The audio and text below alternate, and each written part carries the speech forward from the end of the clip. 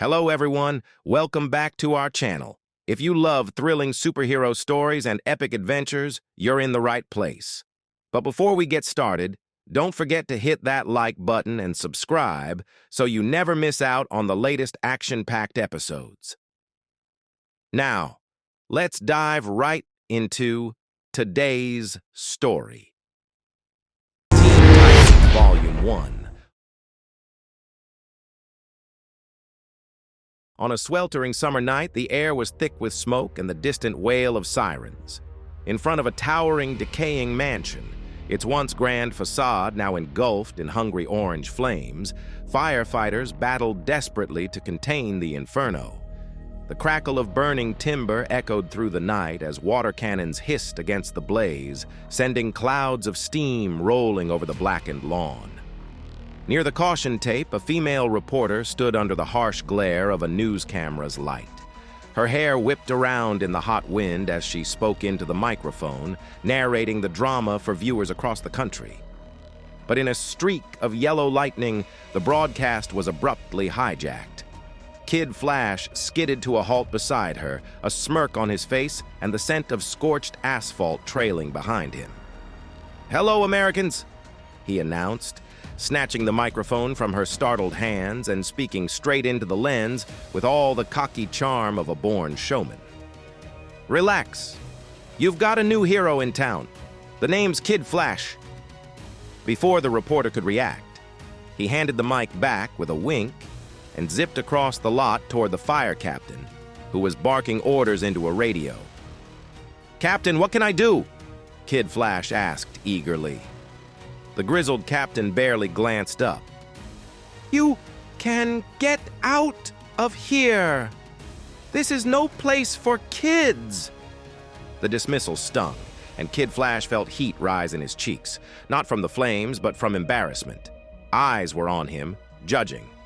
But before he could decide whether to leave or argue, a shout tore through the chaos from the mansion's second-floor balcony. "Help! The fire is out of control!" Through the choking smoke, a firefighter was waving frantically, trapped by walls of flame. The captain was still giving orders, but Kid Flash had already made up his mind. In a blur, he dashed into the burning building. Inside, the heat was suffocating. Fire licked the walls and the wooden floors groaned under his feet. Kid Flash weaved between collapsing beams, using his speed to part the smoke like water. In seconds, he reached the balcony door and wrenched it open, unaware that his action had just triggered a deadly backdraft. With a deafening whump, the mansion erupted. A blast of superheated air punched outward, hurling both Kid Flash and the firefighter like rag dolls into the yard below. Dazed and hidden in the shadows, Kid Flash watched through blurred vision as medics rushed to the injured firefighter. Cameras kept rolling and the TV coverage shifted seamlessly into a broader debate. The rise of teenage heroes with powers and the trouble they were causing worldwide. Miles away, in the penthouse suite of Lex Towers, Tim Drake, better known as Red Robin, watched the same report from a shadowed corner of his hideout. The commentators' voices dripped with skepticism and calls for law enforcement to step in. Tim's jaw tightened. He knew what would come next: control, surveillance, and the eventual hunting down of people like him. Silently, he switched off the TV. The darkened room felt heavier without the flicker of light. Crossing to a desk, he picked up a framed photograph, himself as Robin, standing proudly beside Batman. His voice was low, bitter. "Look what you started. What did you think would happen? Turning a kid into a crime fighter." A faint sound behind him made Tim whirl around. Without hesitation, he hurled the picture frame into the darkness. Glass shattered against a figure's face, dropping the intruder to the ground. But before Tim could move, more shapes emerged. Armed men stepping from the shadows, weapons leveled at his chest.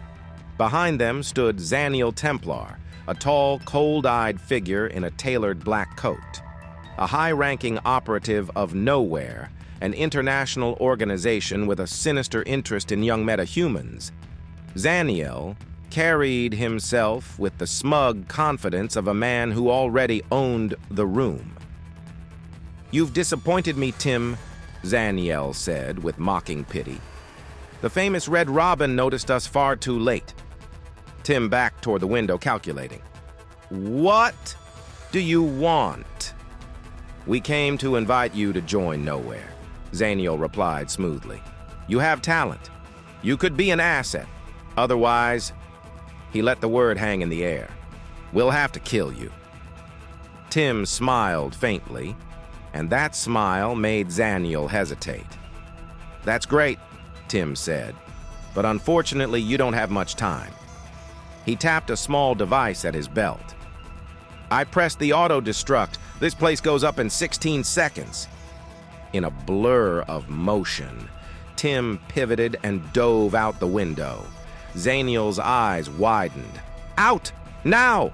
he barked, and his men scattered. The cold night air tore at Tim's face as he shrugged off his jacket, revealing the compact glider folded into his suit. With a sharp flick, the wings snapped open and caught the wind, carrying him away into the skyline. Behind him, the penthouse exploded in a thunderous bloom of fire, the shockwave rattling the glass of nearby towers. Tim didn't look back. There would be time to deal with Xaniel and Nowhere later, but for now, the game had begun. Far from chaos, along the scenic Pacific Coast Highway in Malibu, a sleek, stolen car hugged the curves of the cliffside road. Behind the wheel sat Cassie Sandsmark, known in secret circles as Wonder Girl, her golden hair whipping in the salty ocean breeze. Her heart pounded as the car surged forward, adrenaline mixing with the thrill of rebellion. Suddenly, flashing red and blue lights sliced through the twilight, and a police cruiser signaled her to pull over. Cassie slowed and reluctantly stopped at the side of the road. A stern officer approached her window, his face unreadable in the dim light. "There's a problem, officer," Cassie began, her voice wavering slightly. The officer's eyes narrowed as he asked curtly, "License and registration?" Cassie swallowed hard, sadness creeping into her tone. "Officer, please, this is my mother's car. I took it without her permission." Before she could brace herself, the officer's hand shot forward, gripping her throat with surprising strength. He lifted her off the seat, his voice cold and threatening. "Young lady, this is the least of your problems."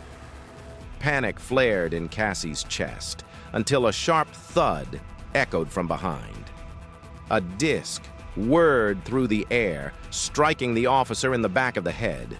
His grip loosened, and he collapsed unconscious. Cassie gasped, scrambling back into the driver's seat, heart hammering wildly. Suddenly, from the shadows, a calm voice broke the tension. "Hi, Wonder Girl. My name's Red Robin. Nice to meet you." Cassie's eyes widened in fear. "Don't call me Wonder Girl." Red Robin nodded with a small smile. "Okay."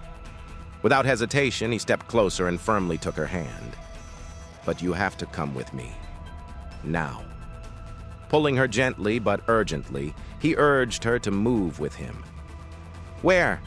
Cassie demanded, pulling back sharply, eyes wary. "There's a global organization called Nowhere," Red Robin said gravely. "They kidnap young people with superpowers, and now they're coming after you." Cassie yanked her hand free, her voice fierce. "Get away from me! I'm not the girl you think I am." Tim's eyes softened, but his tone was urgent. "Look, I don't have time to argue. I read your file. You like being alone, always pushing everyone away. But you have to come with me, or you'll be hunted." Cassie's mind raced. "I don't know what to do." "Trust me," Red Robin said. "Take my hand." Before she could respond, the whirring roar of helicopter blades filled the air, shaking loose dust from the roadside. A massive helicopter swooped down in front of them, bright searchlights cutting through the darkness. Gunfire erupted. Bullets tore through the night, aimed directly at Red Robin and Cassie. In a flash, Tim spread his glider wings, deflecting the deadly hail. Cassie's fingers clenched, and with a sharp snap, her golden bracelets ignited with brilliant energy. Waves of force rippled outward, sending bullets flying harmlessly aside. Her clothes replaced in an instant by her iconic red Wonder Girl outfit, Cassie launched herself upward, catching the helicopter's side. She struck the pilot's compartment with a powerful blow, smashing controls and sending the craft spiraling toward the river below. The helicopter crashed into the dark river with a violent splash, water foaming around the wreckage. Cassie scrambled to the bank, dragging herself up the slippery rocks as Red Robin's hand extended to her. "I'm amazed to see your power," Tim said quietly. Cassie's glare warned him. "Move your hand, or lose it." She pushed herself up, kneeling by the river's edge, staring at the dark, swirling water. "They know my identity," she whispered, voice heavy with despair. "This means my whole life is ruined." Tim shook his head slowly. "No. Maybe it means you're meant to be part of something bigger." Meanwhile, far away in a hidden laboratory cloaked in shadow, Xaniel Templar paced impatiently. Before him stood Dr. Fairchild, a scientist with tired eyes and hesitant hands. "Release the experiment," Xaniel ordered. "No," Dr. Fairchild replied firmly. "He's not ready." Xaniel's cold smile was unyielding. "That's not your decision anymore. Let's hope he is." Turning, Xaniel stared through the thick glass of a containment chamber glowing red from artificial sunlight. Inside lay Superboy, unconscious and vulnerable, a secret weapon waiting to be unleashed. The game was far from over. Dark forces were already moving their pieces, and the true battle for these young heroes' futures was only just beginning. To be continued. Thanks so much for watching. If you enjoyed the story, please give this video a thumbs up and don't forget to subscribe for more amazing content. Hit the notification bell so you never miss an update. Until next time, take care, and we will see you in the next video.